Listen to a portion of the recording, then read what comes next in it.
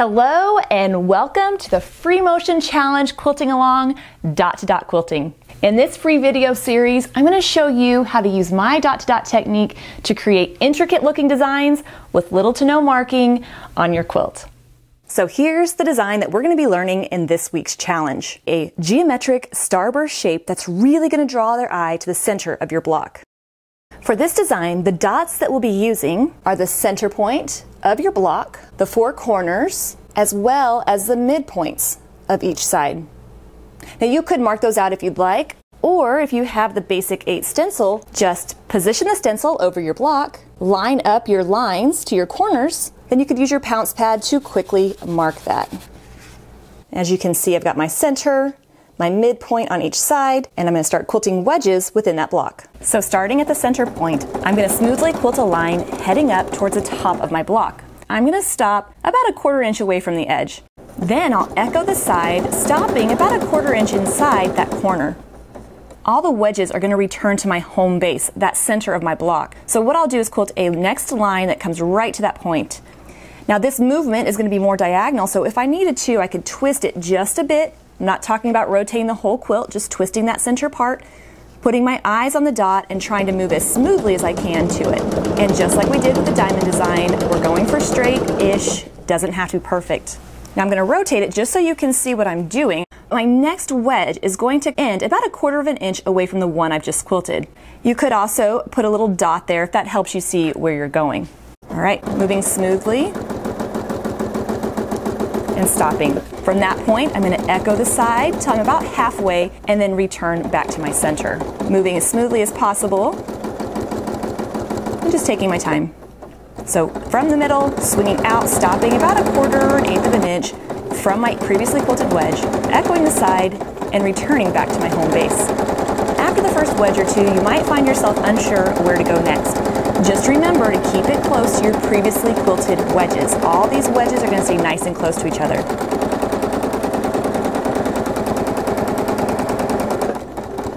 If that home base happens to be behind my foot, I can tweak it to the side just a bit and move smoothly to that point. Now let's talk about this for a second. I'm going to try to get it as close as I can, but I'm not going to stress out if it's not perfect. If I'm using a matching thread color, all I'm going to see is that beautiful overall texture.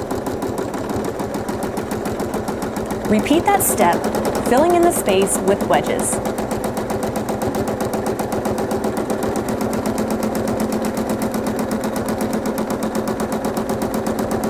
Let's talk about what you should or shouldn't worry about.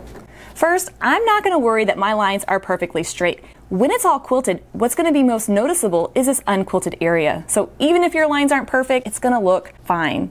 I'm also not even worried that my wedges are all the same size. What I am worried about, however, is making sure I don't have any gaps in between my wedges. I want this whole block nice and filled in. Since I started in the center, I'm going to end in the center, and that means that to move on, I'd have to break thread. Well, we know I don't like doing that, so what I'm going to do is actually quilt a line that skates out right here and gets me to the edge. All the lines going on in this quilt, I'm going to work my way around the block, returning to the starting point.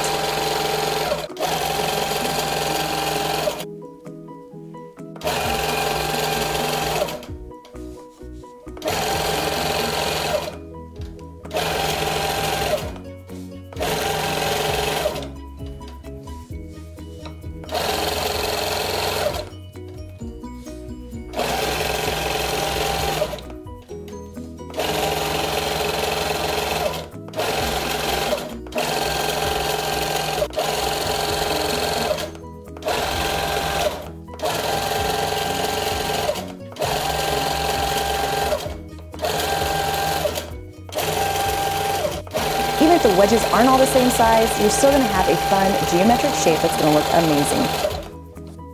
And if I need to get on out, I'm just going to quilt another line right to the edge. Now, of course, there are so many different variations that you can do with this design. In the basic starburst pattern, the center is our home base, or the area that all the lines are coming back to.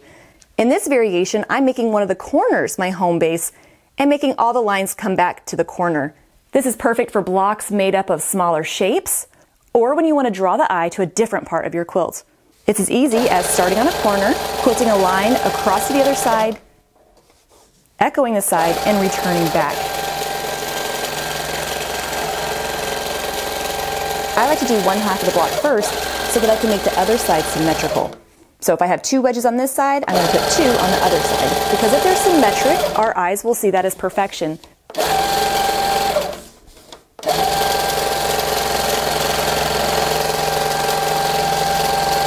This design has so much more thread in the corners, it's really going to draw your eye to that portion of the block. Whereas this one's really going to draw your eye to the center. It really just depends on what I want to show off or what I want to hide. As you're quilting your blocks, you'll see that this works in a lot of different shapes. For instance, let's look at our triangle shape. I'm picking a home base and quilting my sides, and then I can travel on to the next one. This design is perfect for setting triangles or larger triangles of your quilts. If you're quilting along with me, I had you mark out squares. Just go ahead and turn that into a bigger triangle and try quilting that variation. Now in this example, I have all the lines coming back to the middle of the longest side of my triangle, but we can change that up for a slightly different look. On this variation, I have my triangle, except I'm having all the lines come to one of the corners or the points of my block, and that's really drawing the eye to this point. I would use something like this if I have a block that's made up of several triangles, like an hourglass block. In this example, I used part of the diamond design in 2 of the triangles, but then I quilted the wedges in the other 2, really drawing the eye to the center of the block. If you happen to be working on a fun or funky kind of quilt, where you want a little bit of whimsy to it, you can quilt the design so that your center or your home is offset. And what I've done here is instead of having all my lines come back to a point that's in the center of the block, they're slightly offset, weighted more towards this side of the block. Now, if you do this, make sure you make it offset enough that it looks intentional, but everything is going to be the same. I'm still going to start there, quilt across the other side, echo, and then come back. So I'll have some wedges that are larger and some that are smaller, but it's going to give me a really fun, different look, especially when you start playing with the arrangement of your offset point. Here I have 2 squares next to each other and they're kind of offset towards each other, and it's just pulling a little bit more density right here, giving it a really neat look. Are you sensing a theme here? In this example, I have my home base being the middle of a side. Still quilting my wedges, still filling it in, just drawing the eye to a different area. It really depends on the quilt that you're working with and the effect that you want to get with it. And of course, your wedges don't have to be triangle shaped. Here I've quilted some diamond shaped wedges just to fill in the square with a slightly different look. Remember, as long as everything is filled in, it's going to look fine. That is just the beginning of all the variations that you can quilt with this design. And that's why I have a free downloadable PDF with tips and quilting diagrams. But if you want to learn a little bit more, I put together a special resource just for you. You can download the resource guide for $2.99. All right, I hope you've liked the little show and tell. If you have any questions, just leave them in the comments below and I'll be sure to get in there and answer them. And I'll see you next week for the next video in our Free Motion Challenge Quilting Along. I'll see you then.